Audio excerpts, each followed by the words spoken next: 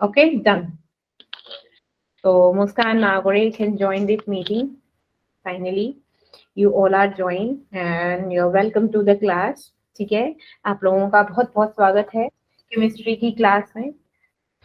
I hope हम enjoy करेंगे इस क्लास को और आज कुछ नया सीख के जाएंगे हम क्लास में। ठीक है, तो पहले तो हम ये बताइए आप लोग कि जो हमारे क्लास हुई थी, लास्ट क्लास हुई थी, उसमें आप लोगों ने क्या सीखा, हमें बताइए। अब एक्चुअली अभी तो बच्चे ज्वाइन कर रहे हैं तो मैम सब आ जाइए। हाँ जी, यस सिमरन जी। लॉज पढ़े थे। लॉज पढ़ी थी, ओके ठीक है। कौन कौन सी लॉ पढ़ी थी हमने? Ma'am law of conservation of mass and law of definite proportion and law of multiple proportion. अच्छा, हमने यही पढ़े थे बस? यस मैम, 3 ही पढ़े थे। अच्छा चलो, हमें 3 ही लॉ पढ़े थे। हम तो चलो, मतलब हम धीरे धीरे चल रहे हैं, तेज तेज चल रहे हैं। Ma'am law of constant proportion भी पढ़ा था हमने। अच्छा देखा, सिमरन कहाँ थी बेटा? मैम डेफिनेट प्रोपोर्शन को ही बोलते हैं कांस्टेंट प्रोपोर्शन। देखा मुस्कान, सिमरन ने आपके क्वेश्चन का जवाब दे दिया। गुड मैम लेकिन इवनिंग। उन्होंने डेफिनेट प्रोपोर्शन नहीं बोला था।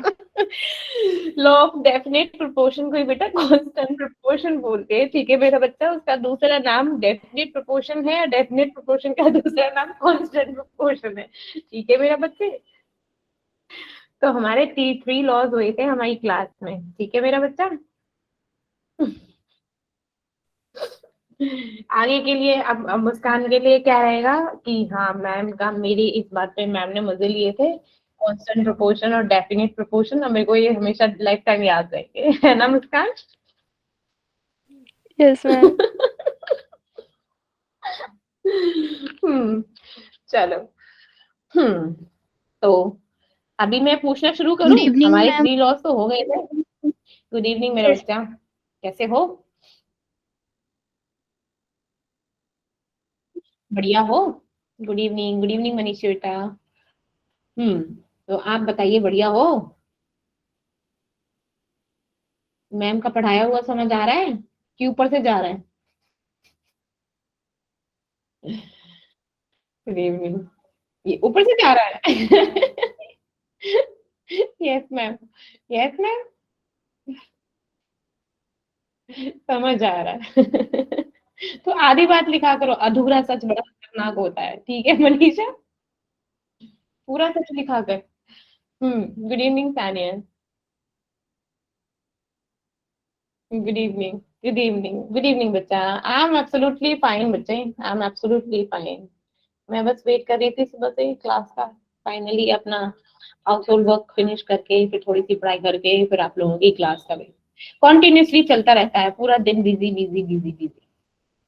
गुड इवनिंग बेटा।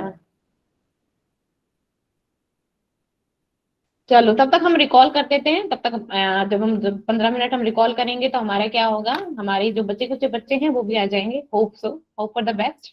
ठीक है, चलो। हाँ जी, हम स्टार्ट करते हैं हमारा लॉ ऑफ कंजर्वेशन ऑफ मास। तो इसको कौन समझाएगा? एक एक जना उसको समझाएगा, दूसरा पर्सन उसका क्या होगा, एग्जाम्पल देगा। ठीक है, फिर तीसरा पर्सन एक और एग्जाम्पल देगा, ऐसे करके हम उसको करेंगे। ठीक है, चलो। सिमरन ना law of mass of conservation को समझाओ।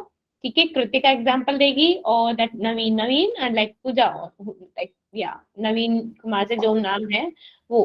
तो आप दोनों एग्जाम्पल दोगे और सिमरन एक्सप्लेन करेगी। Yes Simran, please explain the law of conservation of मास।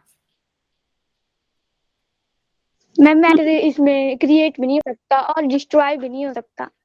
अच्छा मैटर चलो, is neither created not be destroyed. चलो वेरी गुड। नाउ कृतिका, अब इसका एग्जाम्पल दो मुझे, लॉ ऑफ कंजर्वेशन ऑफ मास का। मैम जैसे हमने HGO लिया, वो 100 ग्राम है, वो रिएक्टेंट में है, और जब वो प्रोडक्ट बनेगा तब वो H मतलब अच्छा मैम एक सिमरन, मिनट ये फिर से लॉ गलत कब हो आया गया। था और किसने दिया था, ये कौन बताएगा? अच्छा ये ना, थोड़े एग्जाम्पल देगी कृतिका, और ये लॉ कब आया था और किसने दिया था? ये नवीन, नवीन कुमार, नाम क्या है? Good evening ma'am. Sorry, Vishita. Ishita. Okay, तो इशिता, आप मुझे, ठीक है, उसका मतलब साइंटिस्ट का नाम बताओगे और ईयर बताओगे। कृतिका मुझे एग्जांपल देगी, सिमरन ने एग्जांपल। यस कृतिका, एग्जांपल दो।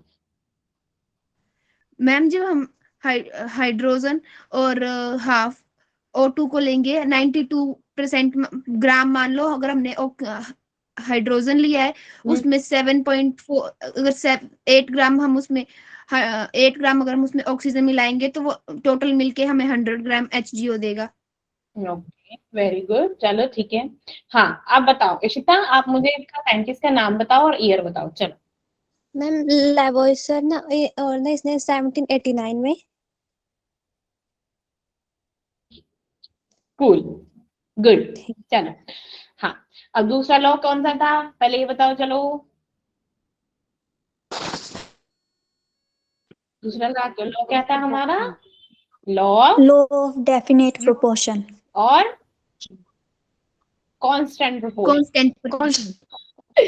चलो, अब इसको इसको जानवी एक्सप्लेन करेगी, ठीक है, और कुलदीप धीमन इसका एग्जाम्पल देगी, और आंचल इसका साइंटिस्ट और ईयर बताएगी। चलो, यस जानवी, एक्सप्लेन करो। Yes ma'am. हाँ, करो। The law of definite proportion, sometimes called Prout's law or law of constant composition, state that a given chemical compound always its component element in fixed ratio and does not depend on its source.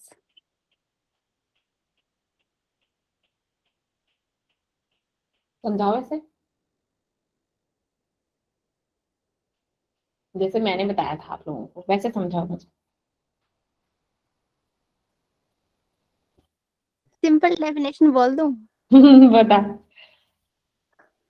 Say, a given chemical compound always contain the same element in the exact same proportion by mass. Okay, good. Saima, Kuldeep, इसका example दो, चलो।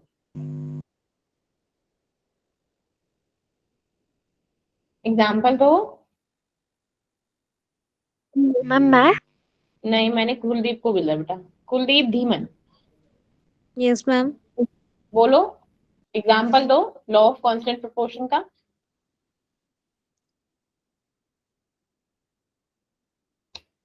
बोलो। Ma'am मैंने class याद लगाई है काफी time. Is this your first class? Yes ma'am, मेरे घर में थोड़ी सी प्रॉब्लम है ना। इट्स ओके बेटा, कोई बात नहीं। तो आपका जितना भी मतलब पुराना रह गया है वो बता देना, ठीक है, इन बिटवीन, लाइक यस अभी मैम। कवर हो जाएगा, ठीक है। हम यस बीच बीच मैम। में पूछ, चलो। कृतिका, चलो एग्जाम्पल दो लॉ ऑफ कांस्टेंट प्रोपोर्शन का। Kritika, can you hear me? Yes ma'am. हाँ, एग्जाम्पल दो लॉ ऑफ कांस्टेंट प्रोपोर्शन का। मैम जैसे हमने कार्बन प्लस O2 लिया, वो प्रोडक्ट में हमें CO2 देगा।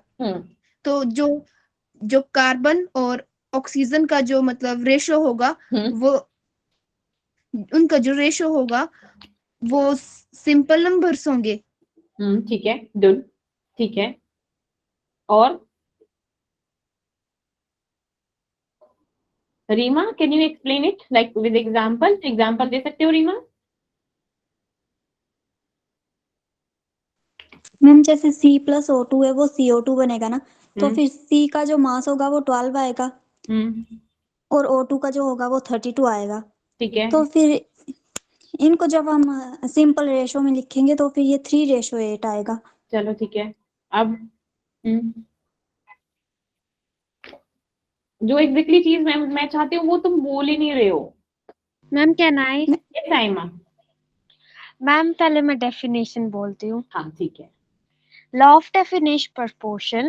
This law deals with the composition of various elements present in a compound. It was stated by a French chemist, Joseph Proust, in 1799. Okay, This law states that a pure chemical compound always contains same element combined together in same definite proportion by weight. A Okay. given compound always contains same elements in the same proportion.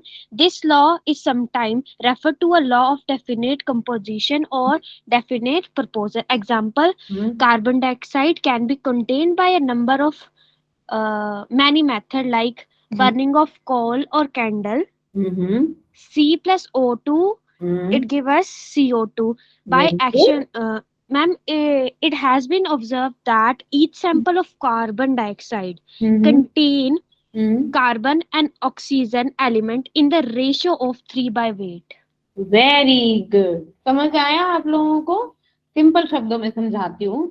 जब हम कोई भी compound लेते हैं जब, ठीक है, तो जो उनके एलिमेंट्स होते हैं ना, ठीक है, जो उनके रेशियो का प्रोपोर्शन होता है वो हमेशा डेफिनेट रहता है, चाहे आप उस कंपाउंड को किसी भी दूसरे एलिमेंट से मिलके बना लो।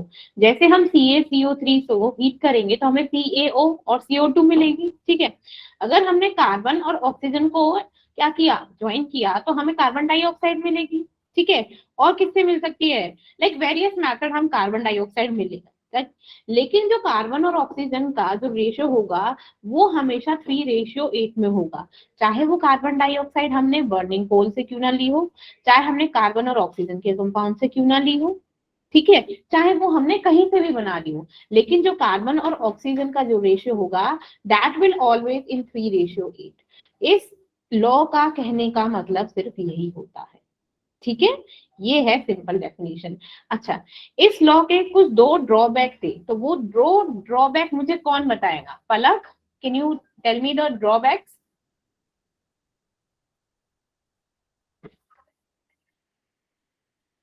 पलक, पलक। मैम ड्रॉबैक याद नहीं है।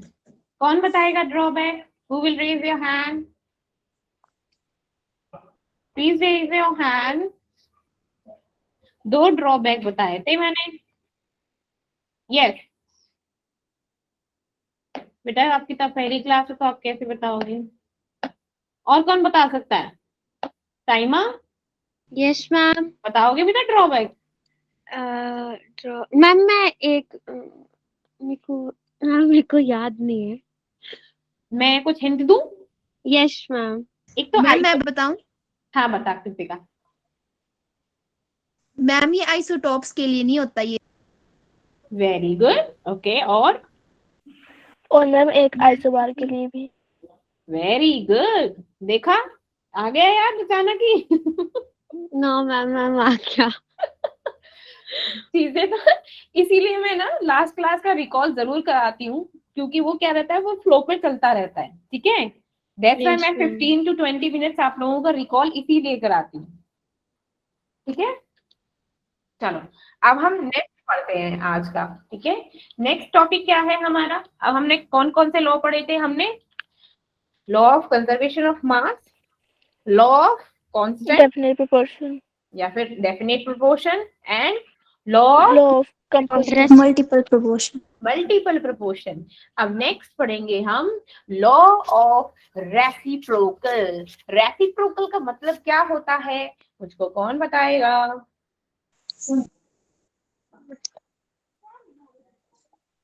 बोलो। किसका है? हाँ, रेसिप्रोकल का मतलब क्या होता है कार्तिकेय? उल्टा।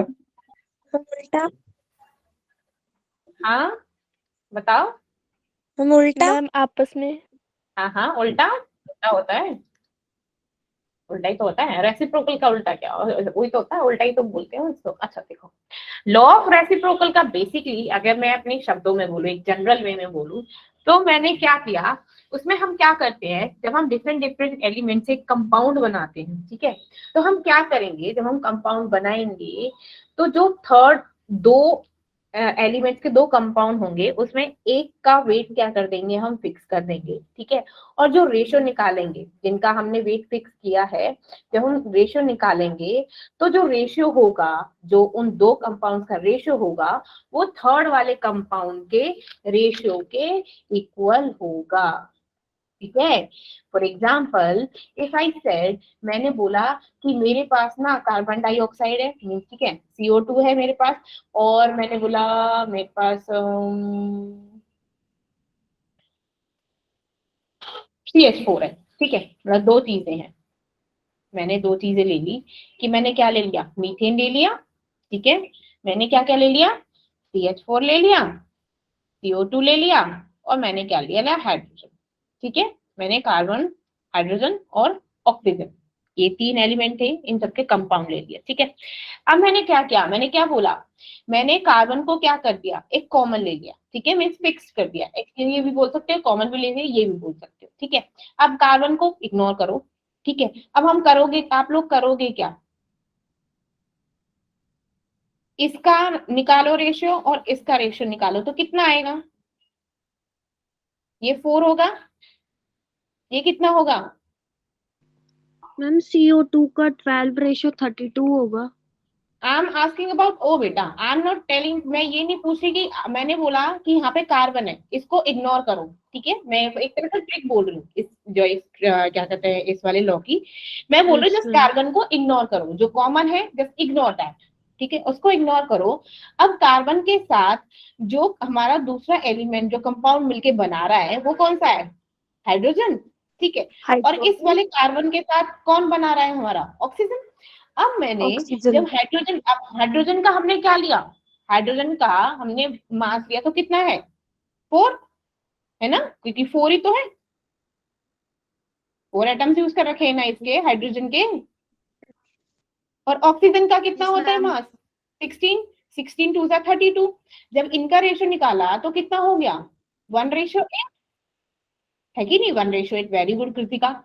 तो ये जो 1:8 होगा, that should always be equal to the ratio of that third compound. अब चेक करके देखो क्या ऐसा पॉसिबल है, तो देखो हाइड्रोजन के कितने हैं, 2, ऑक्सीजन कितना है यहाँ पर 1, तो हो गया कितना 16, तो ये कितना हो जाएगा 1:8। तो क्या देखा आपने, है ना, जो ये वाला रेशियो था वो थर्ड कंपाउंड के इक्वल हो गया, है ना, हो गया कि नहीं हो गया। Yes ma'am. Yes, ma'am. अब समझ आया किसी का, अब डेफिनेशन पढ़ो, अब तुम खुद पढ़ो डेफिनेशन को, इस एग्जाम्पल को अपने माइंड में रखो, और अब डेफिनेशन को पढ़ो, पढ़ो जरा। When two elements combine separately with the fixed mass of the third element, then the ratio of their masses in which they do so is either the same or some whole number multiple of the ratio in which they combine with each other. समझ आया, जब हम दो elements को combine करेंगे separately, कि उसका एक फिक्स्ड मास, कि हम कार्बन का मास क्या कर देते हैं, फिक्स्ड कर देते हैं, तो जो थर्ड एलिमेंट होगा उनका रेशियो होगा वो किसके बराबर होगा, जो हमारे कंपाउंड से, जो हमारा उन एलिमेंट्स के कंपाउंड बन रहे थे, ठीक है, उनके रेशियो के इक्वल होगा, एक सिंपल होल नंबर रेशियो में होगा, हमारे सिंपल होल नंबर रेशियो ही तो है 1:8, है ना, हमारा ऐसे थोड़ा ना 1.5 8.5, एक सिंपल रेशियो है कि नहीं,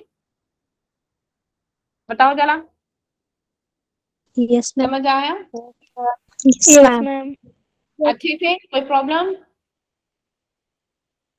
No, ma'am. चलो ठीक है। तो कौन इसको मेरे को बताएगा क्या, यहाँ पे हमारा लॉ ऑफ रेसिप्रोकल इसमें क्या हो रहा है, फॉलो हो रहा है।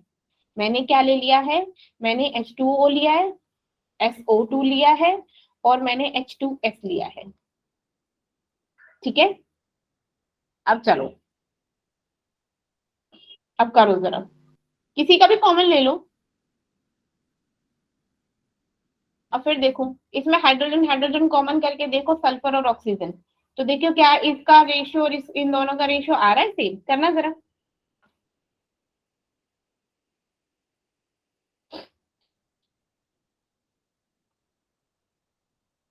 सल्फर का मास कितना होता है,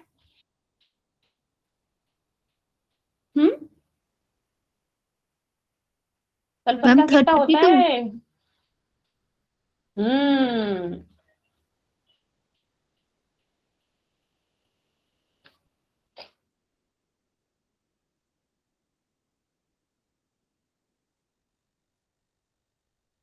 सेम आ रहा है। सेम आ रहा है, तो यहाँ पर हमारा लॉ फॉलो हो रहा है कि नहीं हो Yes, रहा? ma'am. Yes, ma'am. ठीक है, समझ आ गया? Yes, ma'am. ठीक है ना? इस तरीके से आपके अगर न्यूमेरिकल्स बने तो आप उनको भी कर सकते हो। ठीक है, जैसे आपको करना क्या है, याद रखना है। ठीक है ना? चलो, नेक्स्ट है हमारा Gay Lussac law of combining volume. Gay Lussac law किसने दिया था हमारा? किसने दिया था? साइंटिस्ट थे लुसेक, है ना? उन्होंने दिया था। और कब दिया था ये? किस सन में दिया था? 1808 यस, ये दिया था हमारा गे लुसेक ने दिया था, और ये दिया था 1808 में। ठीक है, उन्होंने क्या बोला था? सबसे पहले उन्होंने बोला था, देखो अभी तक तो सबने किसके बारे में बात करी? अभी तो सबने सारे हमारे कंपाउंड, कोई हाइड्रोजन, हीलियम, लिथियम, ये सब ये बातें हो रही हैं। ठीक है, हम इसमें क्या, हम सॉलिड भी ले सकते हैं, लिक्विड भी ले सकते हैं। लेकिन जो बेसिकली ये लुसेक थे, उन्होंने क्या किया? उन्होंने बोला कि अब हम क्या करेंगे, जब हम डिफरेंट डिफरेंट गैसेस को एक दूसरे के साथ कंबाइन करेंगे तो वो देखते हैं कि वो कैसे रिएक्ट करती हैं at the same temperature and pressure. ठीक है, तो हमारे गे लुसेक ने जो लॉ दिया उसमें दो चीजें मेन थी। फर्स्ट चीज जो थी, उन्होंने ये बोला था कि जो हमारे गैसेस होंगी अगर वो कंबाइन होंगी तो वो सिर्फ सेम टेम्परेचर और प्रेशर पर ही कंबाइन होंगी। ठीक है, कैसे कंबाइन होंगी? On the same temperature and pressure. ये दूसरी क्या जो मेन चीज थी, वो दूसरी मेन चीज ये थी, जो ये लॉ था, ये लॉ सिर्फ हमारा गैसेस पर ही वर्क करेगा। ठीक है, अगर हमारे गैसेस नहीं है तो क्या होगा? ये लॉ वहां पर वर्क नहीं करेगा। ठीक है, तो can you read it for me? आप लोग इस लॉ को मेरे लिए पढ़ सकते हो? कौन पढ़ेगा? Yes, ma'am. Yes, Kritika.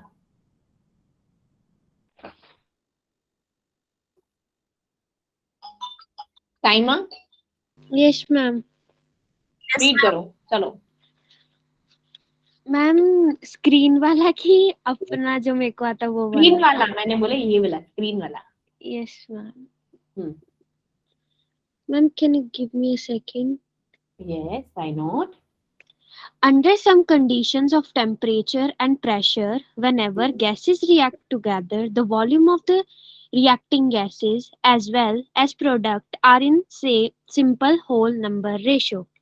At the same temperature and the pressure, the volume of gaseous reacted and the volume of gases product formed bear a simple ratio. कहने का क्या मतलब है कि under the same condition, temperature और pressure, जब gases आपस में रिएक्ट करेंगी तो जो उनका वॉल्यूम होगा, ठीक है, उनका जो वॉल्यूम होगा, इधर या तो रिएक्टेंट गैस हो या फिर जो प्रोडक्ट हो, तो उन लोगों का जो रेशियो होगा वो simple ratio, simple whole number की फॉर्म में होगा। कहने का क्या मतलब है कि अगर हमने हाइड्रोजन मतलब वाटर बनाया, तो वाटर में क्या किया? हाइड्रोजन का एक लिया, एक और लिया, हाइड्रोजन के दो एटम लिए, ऑक्सीजन का एक लिया, और कंबाइन करके हमने क्या बना दी? H2O। जब हमने इसको बैलेंस किया तो यहाँ क्या, यहाँ 2 हो गया, ये 1 हो गया, ये 1 हो गया, ये 1 हो गया। तो यहाँ पर हुआ क्या? ये हम रेशियो निकाले अगर हम हाइड्रोजन ऑक्सीजन इसका, तो ये क्या होगा? ये 2:1:2 ऐसे होगा कि नहीं होगा? तो ये जो रेशियो है, वो जो रेशियो होगा वो हमेशा किस नंबर में होगा? स्मॉल होल नंबर्स में होगा। ऐसे थोड़ा ना लिया है कि हमने आधा किलो हाइड्रोजन ले ली, 1 किलो दूसरी हाइड्रोजन ले ली, और 2 किलो हमने ऑक्सीजन ले ली। ऐसे तो नहीं है ना, हमने क्या किया है? सिंपल होल नंबर्स का यूज किया है। ठीक है, कि हमने दो अमाउंट में दो एटम्स किसके लिए? हाइड्रोजन का, एक हमने ऑक्सीजन का, जब ये कंबाइन हुआ तो हमारे पास क्या मिल गया? 2। वॉल्यूम हमको किसका मिल गया? किसका मिला? Ma'am water. वाटर का। ठीक है, तो इन दोनों ये कहने का है जो रेशियो है, जो वॉल्यूम है, वो किसका होगा? हमारा होल नंबर्स में। फॉर एग्जाम्पल, यहाँ पर एक और एग्जाम्पल है, जब हमने नाइट्रोजन और हाइड्रोजन को कंबाइन किया तो हमारे पास आया क्या? हमारे पास कौन सी गैस आई? मीथेन, मीथेन ना। लेकिन इसमें हमने क्या किया, एक वॉल्यूम, अब ये वाले काउंट नहीं करेंगे हम, ये जो कांस्टेंट है इनको काउंट करते हैं, ये होता है उसका वॉल्यूम। एक वॉल्यूम हमने नाइट्रोजन का लिया, 3 वॉल्यूम हमने किसका लिया, हाइड्रोजन का लिया, और 2 वॉल्यूम हमको किसका मिल गया, मीथेन का। तो जो इनका रेशियो था, जो रिएक्टेंट और प्रोडक्ट का रेशियो था, वो क्या था, 1:3:2। तो ये जो रेशियो है वो क्या है हमारा, सिंपल होल रेशियो, है ना। Yes ma'am. समझ आ गया। Yes, ma'am. सबसे सिंपल लॉ है ये, सिंपल लॉ है सबसे ज्यादा। ठीक, चलो अब नेक्स्ट है हमारा एवोगैड्रो लॉ। एवोगैड्रो लॉ क्या कहता है, कौन बताएगा मुझे कि एवोगैड्रो लॉ ये बताता है हमें, और मैम ये मैं बताऊं? यूज होने वाला है। हाँ बोलो, yes Janvi. Ma'am, at constant temperature and pressure, volume is directly proportional to number of moles. अब इसको समझाओ।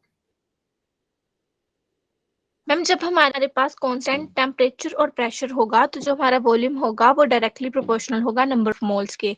अगर हमारा वॉल्यूम बढ़ेगा तो हमारे नंबर ऑफ मोल्स भी बढ़ेंगे, अगर हमारा वॉल्यूम कम होगा तो नंबर ऑफ मोल्स भी कम होंगे। और मोल्स को कहने का मतलब होता है हमारा नंबर ऑफ मॉलिक्यूल्स, ठीक है। मोल्स का कहने का क्या मतलब है हमारा, जितने नंबर ऑफ मॉलिक्यूल्स है। तो जो हमारा एवोगैड्रो है वो क्या कहता है, ये भी एक यहाँ पे भी हमारा क्या आता है, जैसे हमारा गेलुसेक ने बोला था ना, at the similar condition of temperature और प्रेशर, हमारा एवोगैड्रो लॉ भी क्या कहता है, on a similar condition mean same temperature और प्रेशर पे जो हमारी इक्वल नंबर क्या होंगी, हमारी गैसेस होंगी, उनका क्या होगा, क्या उनका जो वॉल्यूम होगा वो क्या होगा, सेम होगा। वॉल्यूम का मतलब जो उनमें मॉलिक्यूल्स होंगे वो क्या होंगे, इक्वल अमाउंट में होंगे, ठीक है ना। ऐसा नहीं कि हमने ऑक्सीजन के 3 ले लिए, हाइड्रोजन के 2 ले लिए और हमने कुछ और बना दिया, ठीक नहीं। हम क्या करेंगे, इक्वल नंबर ऑफ मॉलिक्यूल्स लेंगे, ठीक है, फॉर द डिफरेंट गैसेस। ठीक, समझ आ गया। Yes ma'am. चलो मैम अब हमारे एवोगैड्रो लॉ की जो 2 एप्लीकेशन थी, फर्स्ट थी कि जो हमारा एवोगैड्रो लॉ है वो बेसिकली किस लिए यूज होता है, एटोमिसिटी निकालने के लिए। एटोमिसिटी, अब एटोमिसिटी क्या हो सकती है कि हमारे किसी भी एलिमेंट में कितने नंबर ऑफ एटम्स हैं, मींस उतना कितना वेट है उस एलिमेंट का, हमारा क्या, उनके एटम्स का कितना वेट है, या फिर उतने कितने नंबर ऑफ एटम्स हमने यूज किए हैं, वो क्या होता है हमारा एवोगैड्रो लॉ की एप्लीकेशन है कि वो उस एलिमेंट की एटॉमिसिटी बताता है। क्या बताता है वो, एटॉमिसिटी, ठीक है। नेक्स्ट है जो जो हमारा एवोगैड्रो लॉ है वो एक रिलेशनशिप बताता है between the vapour density and the molecular mass, vapour density and the molecular mass. Basically जो हमारा मॉलिक्यूलर मास होता है वो दुगना होता है किसका, वेपर डेंसिटी का। अब बोलेंगे वेपर डेंसिटी क्या होती है, वेपर डेंसिटी होती है कि जो हमारी मॉलिक्यूलर मास गैस है उसमें जितने वॉल्यूम होगा डिवाइडेड बाय जितना हमारा हाइड्रोजन का वेट होगा। उससे हम पहले हम क्या करते थे, हम कुछ भी करते थे, मतलब हमको की जो हम रेफरेंस के लिए लेती थी, पहले हमने जो क्या कहते हैं गैसेस का रिएक्शन किया या फिर हमने कोई मास निकाला तो पहले हम रेफरेंस लेते थे हाइड्रोजन का। अभी जो हम रेफरेंस लेते हैं वो हम किसका लेते हैं, कार्बन-12 का लेते हैं, ठीक है। जैसे हमको किसी का मॉलिक्यूलर मास निकालना हो तो किसका रेफरेंस लेके चलते हैं हम, कार्बन-12 का। लेकिन पहले हम किसका लेते थे, हाइड्रोजन का, ठीक है। तो इसीलिए जब हम वेपर डेंसिटी निकालते हैं तो वेपर डेंसिटी निकालने का फॉर्मूला क्या होता है कि weight of the magnum and molecules of the gas, जो हमारी गैसेस हैं उनके जो वेट होगा मॉलिक्यूल्स का, डिवाइडेड बाय जो हमारी हाइड्रोजन गैस है उसका वेट, उसके मॉलिक्यूल्स का वेट, ठीक है।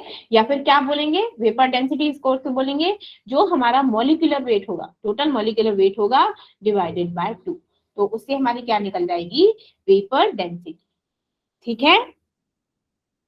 Done, yes ma'am. चलो Yes, ma'am. अब देखो Yes, ma'am. और एक और चीज होती है, जो हमारा एवोगैड्रो लॉ है वो बेसिकली हमारा मोलर मास निकालता है। मोलर मास निकालता है हमारे गैसेस का, कि हमारा जो 1 मोल होता है वो ऑक्यूपाई करता है 22.4 लीटर वॉल्यूम ऑफ एसटीपी। अब एसटीपी क्या है, ये कोई बताएगा? Standard standard temperature temperature pressure. Yes, तो एसटीपी होता है हमारा स्टैंडर्ड टेम्परेचर एंड प्रेशर। तो मोलर मास ऑफ गैस क्या होता है, 1 मोल ऑक्यूपाइज 1 मोल ऑक्यूपाई करता है हमारा 22.4 litre volume at standard temperature and pressure. ठीक है, हमारा क्या होता है मोलर मास, क्या गैस का मोलर मास क्या होता है स्टैंडर्ड वाला, 22.4 लीटर एसटीपी। ठीक है, और हमारा जो एवोगैड्रो लॉ होता है वो डिटरमाइन कि हमारा मॉलिक्यूलर फॉर्मूला, किसी भी जब हमारी गैस हम रिएक्ट करते हैं तो उसका मॉलिक्यूलर फॉर्मूला निकालने में हमारा एवोगैड्रो लॉ हेल्प करता है। अब कोई कहेगा मैम ये मॉलिक्यूलर फॉर्मूला होता क्या है? दो चीजें होती है हमारी, molecular formula and empirical formula. इसके बारे में रफली बता देती हूँ और अच्छे से एक्सप्लेन, क्योंकि बाद में होगा वो एक स्टेप बाय स्टेप होना चाहिए हर चीज, लेकिन फिर भी बता देती हूँ। अच्छा, आप लोग कर चुके हो तो कैन यू मुझे एक आइडिया दोगे कि मॉलिक्यूलर मास और एम्पिरिकल मास, मतलब एम्पिरिकल फॉर्मूला क्या होता है, मॉलिक्यूलर फॉर्मूला और एम्पिरिकल फॉर्मूला क्या होता है, कौन बताएगा? Ma'am molecular mass of the molecule upon 1/2 1/12 part of CH12। Carbon 12 atom. ठीक है, वेरी गुड। Yes ma'am. और मॉलिक्यूलर फॉर्मूला क्या होता है? I am asking about molecular formula and empirical formula. आप लोग पढ़ चुके हो ना? Yes ma'am. Ma'am, may I? Yes, It gives the simple whole number ratio of atoms present in a given molecule. Very good. और empirical formula? अच्छा, मैं पूछूं C6H12O6 ये मॉलिक्यूलर फॉर्मूला है या फिर empirical formula? Ma'am, empirical formula. और फिर मॉलिक्यूलर फॉर्मूला क्या होगा? मैम ये मॉलिक्यूल ये बेटा मॉलिक्यूलर फॉर्मूला है। Yes ma'am. एम्पिरिकल फॉर्मूला होता है जो इन लोगों का रेशियो होता है। हाँ, यस मैम। ठीक है, जैसे हमारा रेशियो मीन्स जब हम एक कॉमन चीज ले लेते हैं, जैसे हमारा 6 है, इन सब में कॉमन है ना, तो हम क्या कर लेंगे CH2 और O। 2O. तो ये क्या CH2O. हो जाएगा, ये हमारा क्या हो जाएगा, this is called empirical formula. और ये है कितने नंबर ऑफ मॉलिक्यूल्स यूज कर रहे हैं, है ना, कितने नंबर ऑफ मॉलिक्यूल्स हमने ऐड करे हैं, n into that formula, that हमारा मॉलिक्यूलर मास होते हैं, n होता है ना, दैट इज कॉल्ड हमारा क्या हो गया मॉलिक्यूलर फॉर्मूला C6H12O6, जो हम बैलेंसिंग में करते हैं। बैलेंसिंग होती है ना, n होता है हमारा, n मतलब हमने 2 से मल्टीप्लाई किया। अभी जैसे ये है CH2 और O, अब मेरे को इसको क्या करना है C6H12O6 करना है, तो n जितने नंबर ऑफ हमने ऐड करे हैं, मल्टीप्लाई करे, तो कितना करे हैं 6 से मल्टीप्लाई किया ना, तो n की वैल्यू क्या हो जाएगी 6, C6H12O6। ठीक है, तो ये क्या होता है हमारा मॉलिक्यूलर फॉर्मूला होता है, और जिससे बना होता है मीन्स जो एक सिंपल रेशियो में होता है वो हमारा क्या होता है एम्पिरिकल फॉर्मूला। अब समझ आया? अब तो नहीं भूलोगे? No ma'am. चलो ठीक है। और Kartikeya, can you hear me? Yes ma'am. Can you hear me बेटा?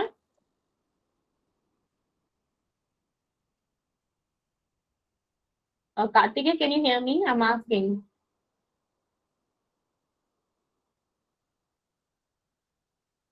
ओके, तो नेक्स्ट चीज आती है हमारी डाल्टन्स एटॉमिक थ्योरी। तो ये डाल्टन्स एटॉमिक थ्योरी किसने दी थी? डाल्टन ने।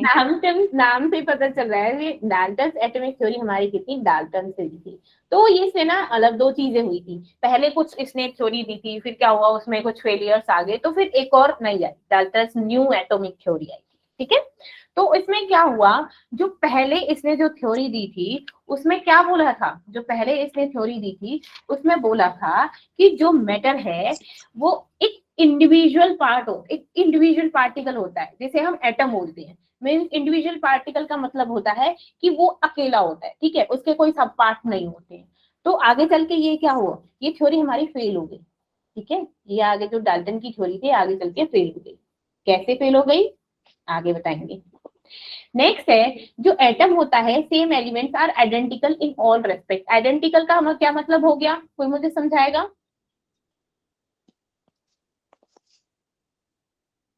मैम किसी चीज को आइडेंटिफाई कर identical atom of same element, अब ये बोला जैसे हाइड्रोजन है, जैसे शेप, साइज या मास। हाँ, तो किसी ने बोला जैसे हाइड्रोजन है, अब हाइड्रोजन के क्या होते हैं, 1 हो गया, 2 हो गया, 3 होता है ना, कि क्या हो गया, हाइड्रोजन हो गया, ड्यूटेरियम हो गया, ट्रिटियम हो गया, है ना, हाइड्रोजन की यस तो मैम, है ना, यस मैम। हाइड्रोजन के आइसोटोप्स है ना हमारे। तो उसने बोला कि जो हमारे सेम एलिमेंट है वो आइडेंटिकल होंगे, आइडेंटिकल, जबकि ये क्या हुआ, नहीं, ऐसा कुछ नहीं है। उनका क्या होगा, उनका जो मॉलिक्यूलर मास है वो सेम होगा, लेकिन सॉरी मॉलिक्यूलर मास होगा वो डिफरेंट होगा, लेकिन क्या होगा, एटॉमिक मास क्या होगा, atomic number same. Atomic number same हमारे होगा। सेम होंगे, लेकिन जो मास होगा वो डिफरेंट होंगे। ठीक है, आइसोटोप्स के मामले में बोला था। ठीक है, नेक्स्ट है जो हमारे एटम डिफरेंट एलिमेंट्स होंगे वो क्या करेंगे कि उनका अगर डिफरेंट डिफरेंट मास लेंगे तो अगर उनको कंबाइन करें तो क्या होगा, वो उनकी केमिकल प्रॉपर्टीज में चेंज आ जाएगा, लेकिन ऐसा कुछ नहीं हुआ। जैसे हमने क्या हुआ, कार्बन और ऑक्सीजन को हमने कंबाइन किया तो हमारे पास क्या आया, कार्बन डाइऑक्साइड आई ना, लेकिन इसमें हुआ क्या, हमें मिल तो कंपाउंड सिर्फ कार्बन और ऑक्सीजन के ही रही है, किसी दूसरे के कंपाउंड थोड़ा ना मिल रहे हैं। ठीक है, तो हमें जब डिफरेंट एलिमेंट को कंबाइन हुआ तो हमें एक नया कंपाउंड मिला, लेकिन इसमें हुआ क्या, कंपाउंड तो सिर्फ कार्बन और ऑक्सीजन के ही है, किसी दूसरे एलिमेंट के कोई कंपाउंड थोड़ी ना है। ठीक है, तो आगे चल के ये भी हमारी चीज फेल हो गई। नेक्स्ट, एटम क्या है, एक स्मॉलेस्ट यूनिट है that take part in chemical combination. तो एटम क्या हुआ, क्या स्मॉलेस्ट यूनिट है हमारी एटम? Yes ma'am. हाँ, चलो Yes, ये ma'am. प्रूव था कि हमारा जो एटम है वो स्मॉलेस्ट यूनिट है और हमारी केमिकल कॉम्बिनेशन में हमारा क्या होता है, पार्ट लेता है। नेक्स्ट क्या थ्योरी दी थी, इसने बोला था कि जो कंपाउंड का रेशियो होगा, जब हम कंबाइन किसी एलिमेंट को जब कंबाइन करेंगे तो उनका जो रेशियो होगा वो सिंपल होल नंबर होगा कंपाउंड का। कैसा है? Yes ma'am. हाँ बिल्कुल, क्योंकि जब हम 2 से ज्यादा एलिमेंट को कंबाइन करते हैं और जो कंपाउंड होता है एक सिंपल रेशियो में होता है। ये किसका, कैन यू टेल मी कि ये सिमिलर वर्ड किसकी सिमिलर है? अभी रिसेंटली पढ़ गया है हम लोग,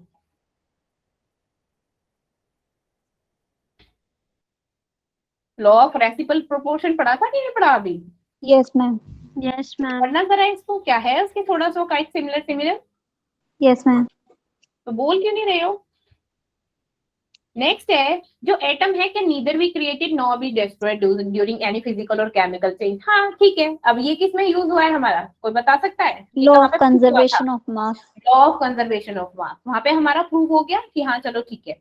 नेक्स्ट जो केमिकल रिएक्शन है वो इन्वॉल्व होती है कि लाइक उसमें कॉम्बिनेशन होता है और सेपरेशन होता है या फिर रीअरेंजमेंट होता है एटम्स का। हाँ बिल्कुल सही है, जैसे मैंने अभी एग्जांपल दिया कि हमने जब कार्बन और ऑक्सीजन को कंबाइन किया तो हमारे पास क्या आया, कार्बन डाइऑक्साइड आया ना, हमारे पास कोई थर्ड कंपाउंड थोड़ी ना बना है।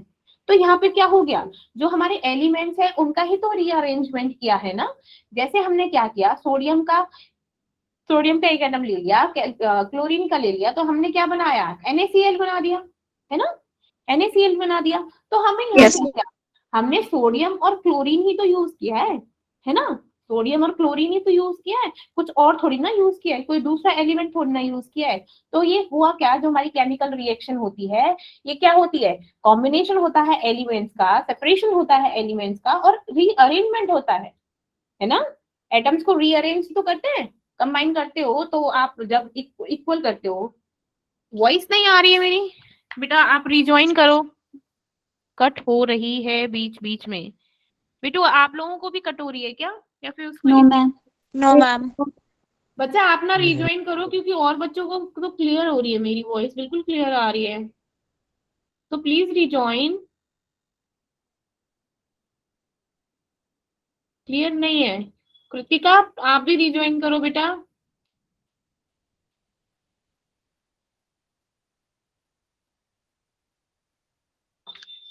कृतिका रिज्वाइन कर बेटा, नेटवर्क में इशू हो रहा है। ठीक है। हाँ, तो अब हमारा एक बार आने दो, है ना, ज्वाइन करने दो, जो बच्चे लेफ्ट हो गए नेटवर्क इशू की वजह से, वरना उनका रह जाएगा। ठीक है,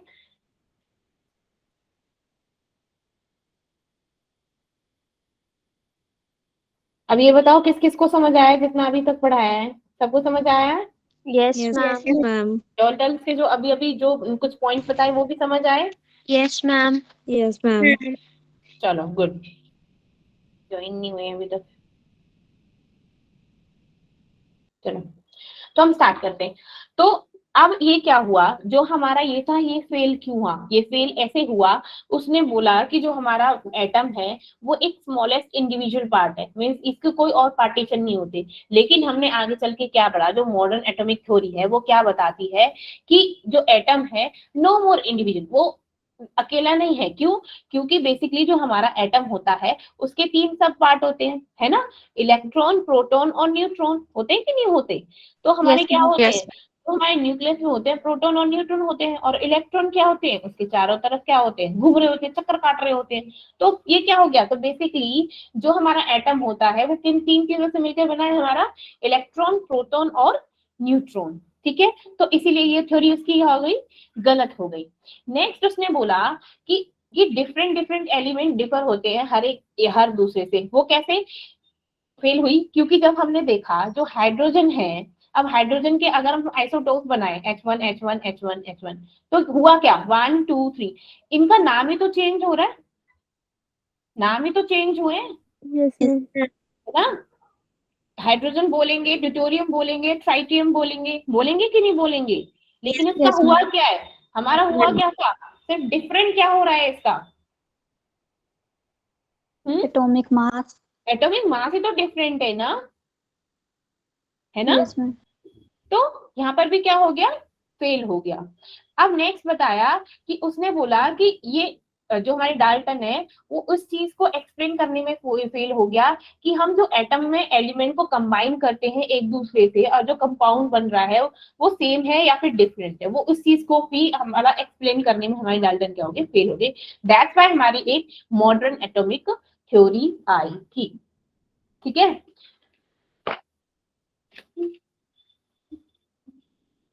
हाँ, और दो चीजें और एक्सप्लेन करी थी इन्होंने।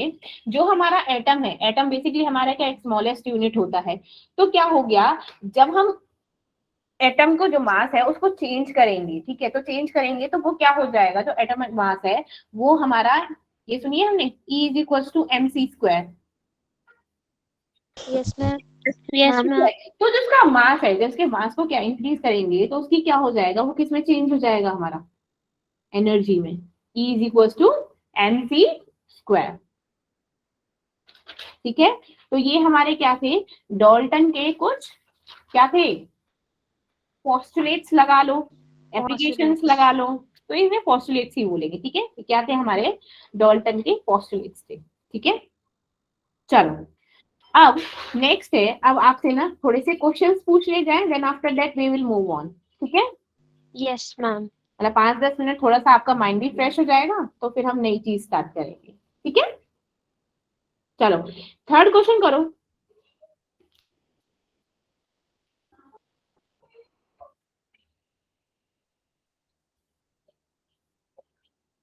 Let's do it, question number 3।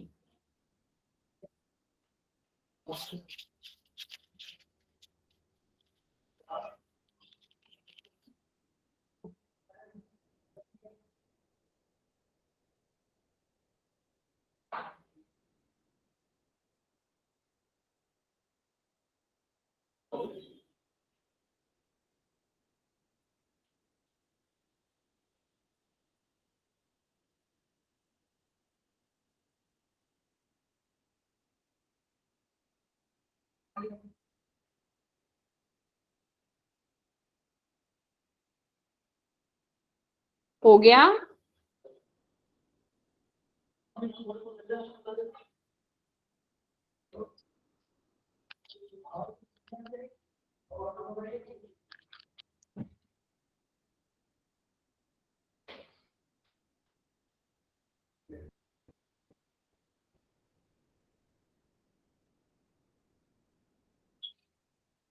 Yes, बताइए, आंसर बताइए।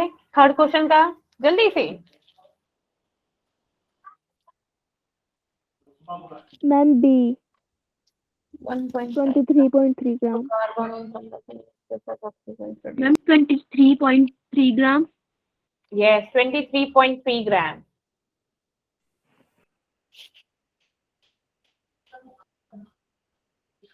कैसे हुआ इसका 23? क्योंकि हमारा क्या बोल रहा है इसमें, लॉ ऑफ कंजर्वेशन ऑफ मास हमारा इसमें ट्रू हो रहा है। अगर ट्रू हो रहा है तो आप लोग जानते हो जो हमारे रिएक्टेंट होंगे वो किसके इक्वल होंगे, हमारे प्रोडक्ट के। अब जब हमारा रिएक्टेंट और प्रोडक्ट इक्वल है तो हमारा क्या होगा, पहले हम इक्वेशन बनाएंगे। इक्वेशन क्या है कि हमारा क्या हुआ, BaCl2 on reacting with 9.8 gram of H2SO4, sulphuric acid के साथ उसने जब रिएक्शन किया तो क्या प्रोड्यूस कर रहा है हमारा, hydrochloric and BaSO, barium sulphate. तो इसमें हुआ क्या, अगर हमारा BaCl2 कितना है हमारा 20.8 ग्राम है और सल्फ्यूरिक एसिड कितना है हमारा 9.8, प्रोड्यूस 7.3, ये हमारा 7.3 है। तो इसका तो इसी का तो हमें निकालना है ना, इसी का तो हमें वेट निकालना है। तो क्या होगा, पहले इन दोनों को ऐड करो, उसमें से इसको सब्ट्रैक्ट कर दो, राइट। तो ये क्या हो रहा है हमारा, यस मैम। और 7.3 निकाल दो।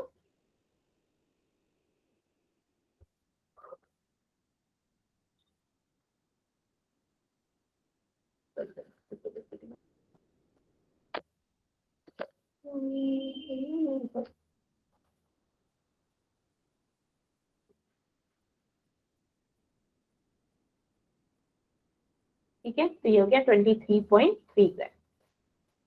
ठीक है, चलो नेक्स्ट क्वेश्चन करना है आपको, first this one, first one.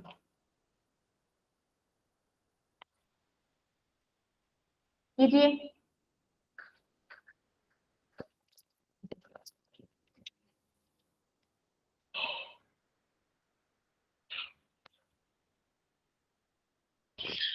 1.5 gram of hydrocarbon on combustion in excess of oxygen produce 4.4 gram of carbon dioxide and 2.7 gram of hydrogen. That's illustrated.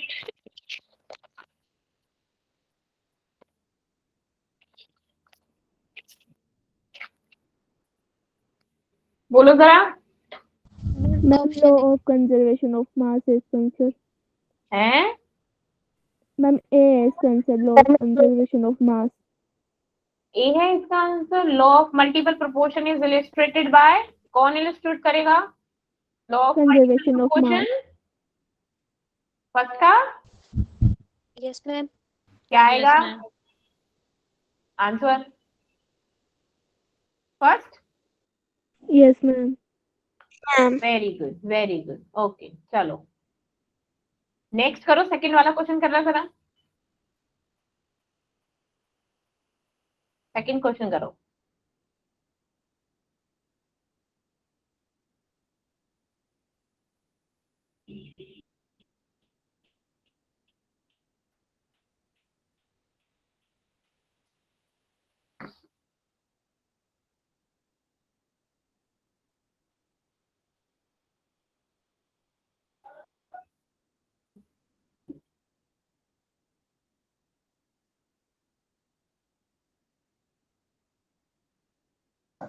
Ma'am D.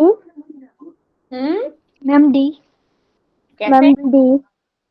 Explain करो, एक्सप्लेन करो मुझे। हम्म,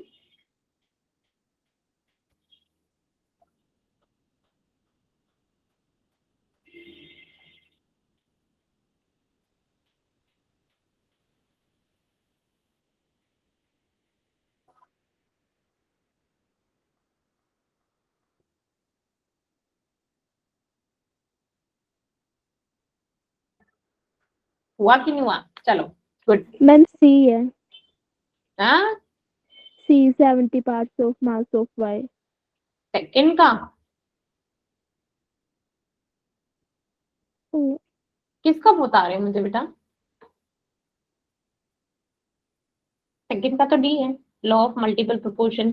वो कैसे, hydrogen and oxygen combine to form H2O2 and H2O, combining इतना percent and in इतना percent hydrogen respectively. तो data illustrate, तो इसमें हमने क्या देखा, पहले ही बताओ, ये एग्जांपल तो मैंने आपको मल्टीपल प्रोपोर्शन वाले में भी दिया था कि हमने हाइड्रोजन का क्या कर दिया, हमने फिक्स कर दिया, और क्या हुआ, ऑक्सीजन के हमने क्या ले लिए, अलग अलग कंपाउंड ले लिए, पहले O1 ले लिया, सिर्फ O2 ले लिया, O3 ले लिया, O4 ले लिया।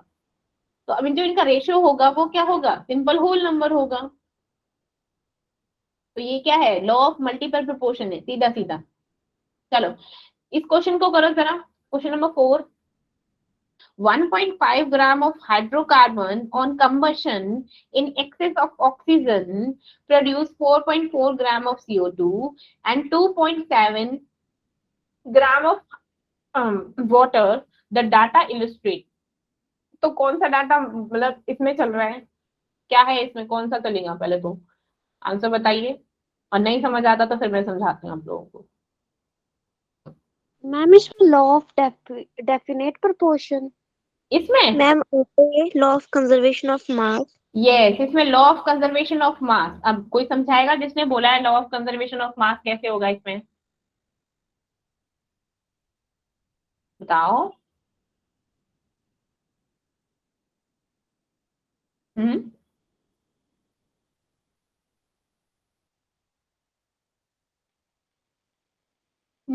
बोलो।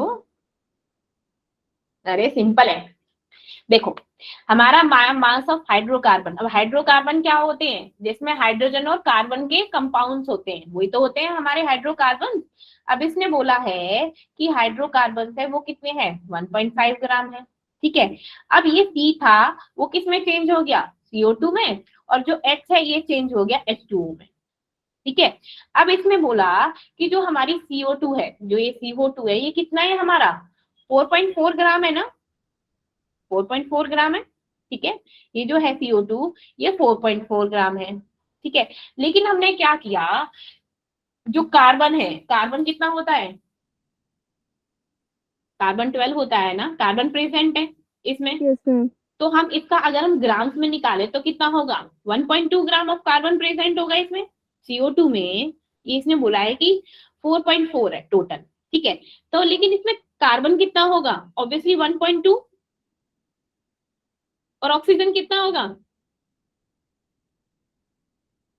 बोलो, अरे 3.2 16 होता है ना, 16 2 32। अब ग्राम्स में चेंज किया तो 3.2 हो गया, 2 2 4 4.4 डेट बाय 4.4 आया, ठीक है। अब उसने बोला है कि हाइड्रोजन है, हाइड्रोजन कितना है हमारा, 2.7 ग्राम, 2.7 ग्राम ऑफ H2O। अब इसमें 2.7 ग्राम ऑफ H2O है, तो हाइड्रोजन कितना होगा इसमें, 2.7 into 2 divided by total mass that is 18। Total mass कितना है, हाइड्रोजन है 2, ऑक्सीजन है 16, तो टोटल मास कितना है इसका 18, दैट्स व्हाई मैंने 18 लिखा। और उसने बोला कि हमारा एक्सेस बोल रहा है ना, in the combustion in excess of oxygen. तो हमने क्या किया, 18 लिया, 2 करा, 2.7 डिवाइडेड बाय 18, इनको करा 0.3 आ गया। अब mass of carbon plus mass of hydrogen, mass of carbon कितना है 1.2, मास ऑफ हाइड्रोजन कितना 0.3 निकला, तो टोटल करेंगे तो कितना होगा 1.5। अब ये है कितना 1.5, यही तो है हाइड्रोकार्बन हमारे। हमें निकालना किसका है मास, पहले तो हाइड्रोजन और कार्बन का ही तो मास निकालना है, सिर्फ ऑक्सीजन का थोड़ी ना लेना है। एक्सेस बोला है ना बेटा, एक्सेस ऑफ ऑक्सीजन। तो दैट्स व्हाई हमारा होगा इसमें लॉ ऑफ कंजर्वेशन ऑफ मास। पहले बताओ किस किस को समझ आया और किस किस को नहीं आया, तभी आगे बढ़ेंगे। बताओ कहाँ गए सबके सब, आवाज नहीं आ रही मुझको। मैं एक और रिपीट करना। ये वाला क्वेश्चन फिर से रिपीट करूं, यस मैम। चलो बोला करो ना बेटा जी, ऐसे नहीं बोलोगे तो काम नहीं चलेगा, ठीक है। 2 मिनट, अरे यार फिर से बोलती हूँ। तो इरेजर काम नहीं कर रहा। हमारा क्वेश्चन क्या था, उसने बोला था कि 1.5 ग्राम ऑफ हाइड्रोकार्बन, पहले धीरे धीरे हाइड्रोकार्बन बोला था ना, अब स्टेप बाय स्टेप करते हैं। हाइड्रोकार्बन का क्या मतलब होता है, कोई मुझे बताएगा? हाइड्रोजन के साथ जब मैम कार्बन हाइड्रोजन और ऑक्सीजन हाइड्रोजन का और कॉम्बिनेशन।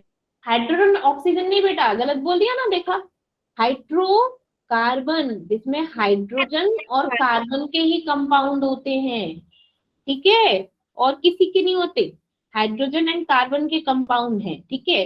तो जो उनका मास है वो कितना है, 1.5 ग्राम। उसने बोला on in the excess of, excess किसका, ऑक्सीजन का, मीन्स ऑक्सीजन नहीं होनी चाहिए, ठीक है। तो उसने बोला कि जब इन दोनों को कंबाइन करेंगे, जो हमारे हाइड्रोकार्बन है, इस कार्बन से तो हमारा CO2 बन रहा है, ठीक है, और इस हाइड्रोजन से हमारा H2O बन रहा है। तो हमको ऑक्सीजन का लेना है क्या, एक्सेस ऑफ ऑक्सीजन बोला है, तो पहले हम क्या करेंगे, पहले हम कार्बन है, अब कार्बन जो ये कंप्लीट कार्बन का CO2 का वेट दे रखा था, वो दे रखा है हमारा 4.4 ग्राम, ठीक है, दे रखा है कि नहीं दे रखा। अब हमें हाइड्रोजन और कार्बन का ही तो देखना है ना, उसने बोला है कि हाइड्रोकार्बन का जो वेट है वो 1.5 है, ठीक है ना।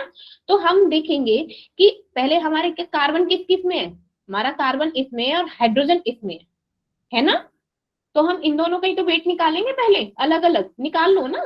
ये 4.4 इस टोटल कंपाउंड का वेट दे रखा है, कार्बन का कितना होगा, कार्बन 12 होता है कि नहीं होता, यस मैम। हमको अब तो ग्राम में दे रखा है 4.4, तो इसको 1.2 ले लो। अब ये यस ऑक्सीजन मैम। कितना होता है, ऑक्सीजन का मास क्या होता है, 16 ना, 16 टू Yes, ma'am. 32, तो 16 इंटू 2 3.2, जब इन दोनों को ऐड करेंगे तो 4.4 आया कि नहीं आया, आया ना। Yes, ma'am. तो मेरा कार्बन का वेट कितना हो गया बच्चा, 1.2 निकल आया ना कि निकल आया है। Yes, अगर मैं ma'am. 4.4 में से 3.9 क्या सब्ट्रैक्ट कर दूं तो मेरे पास 1.2। अब मेरे पास चलो हाइड्रोकार्बन में से कार्बन का तो आ गया 1.2, अब मेरे को हाइड्रोजन का चाहिए भाई, ठीक है, हाइड्रोजन का चाहिए। अब हाइड्रोजन का टोटल मास कितना है, पहले कोई मुझे बताएगा, 1. यहाँ पर कितना है, वैसे तो 1 है, 2. यहाँ पे 2 है, और यहाँ पे कितना है, ये 16 है। अब इसका टोटल मास कितना दे रखा था, टोटल कितना दे रखा है H2O का, ये देखो 2.7 ग्राम, 2.7 ना, 2.7 ग्राम। अब हमें हाइड्रोजन निकालना है, कितना hydrogen in 2.7 gram of H2O, तो टोटल मास हाइड्रोजन से हम निकालते हैं ना, जिसका हमें निकालना है। अब हाइड्रोजन के कितने हैं हमारे पास, 2, टोटल मास इसका कितना है 2.7। अब इस टोटल कंपाउंड का कितना है 18 ना, ये 2 है, ये 16 है, 16 + 2 18, तो हमने इसको निकाला तो 2 9 18, 9 3 0.3 आ गया। तो अब इस 0.3 को इसमें ऐड करो तो कितना हो गया, क्योंकि हमें हाइड्रोजन का भी मिल गया, एक हाइड्रोजन का चाहिए था हमको, मिल गए कि नहीं मिले, हाइड्रोकार्बन Yes, में ma'am. हमको कार्बन का चाहिए था, हाइड्रोजन का चाहिए था, जब हमने इसको ऐड किया तो 1.5 आ गया, that is equals to the total mass, जो हमें हाइड्रोकार्बन का मास दे रखा था 1.5। तो हमारे यहाँ पे क्या हो गया, कौन सा लॉ हो गया, लॉ ऑफ कंजर्वेशन ऑफ मास, कि जितना हमारा रिएक्टेंट का था मास, उतना ही हमारा कितना हो गया, कितना हो गया, Product प्रोडक्ट का हो गया। तो इसमें क्या आप लोगों को प्रॉब्लम हो रही थी, इतना तो इजी था, इजी था कि नहीं था, बस थोड़ा सा कंफ्यूज होगी ना एक्सेस ऑफ ऑक्सीजन की वजह से कि कैसे करेंगे, ठीक है। अब था, चलो नेक्स्ट करना जरा, ये 5th क्वेश्चन करो जरा, मैं एक बार ना क्लियर कर देती हूँ।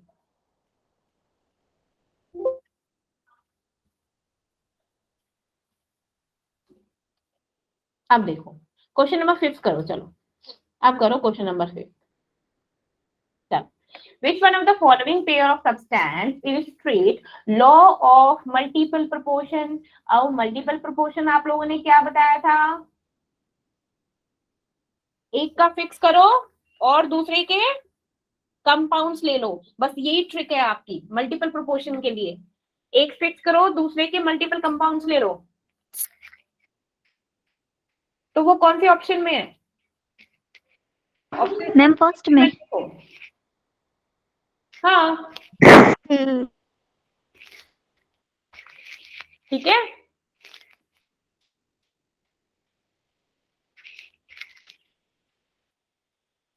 ओके, तो आज की क्लास जो है वो यहीं पर फिनिश होती है। नेक्स्ट आई थिंक कल मिलते हैं। कल भी आप लोगों की क्लास है कि नहीं, है ना?